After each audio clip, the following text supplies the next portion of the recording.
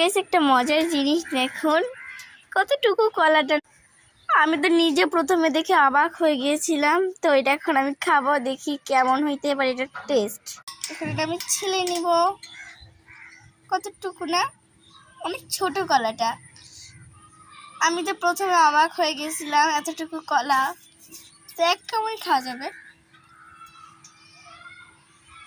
খেয়ে বুঝতে পারলাম এটার স্বাদ আর ওটার সাথে একই, কিন্তু মিষ্টি অনেক সুন্দর। আর দুইবার কামড়ে আমি খেয়ে ফেলছি। তখন এই ছিটকাটা আমি কি করব, এই তো গাছে দিয়ে দিই। এইটা কিন্তু আমার বড় মার ছাদ। আর আমি হচ্ছে আমার বাগানটা এখান থেকে আপনাদেরকে দেখাই। ওই যে ওই সানসেটটাতে আমার বাগান, কয়েকটা গাছ দেখা যাচ্ছে।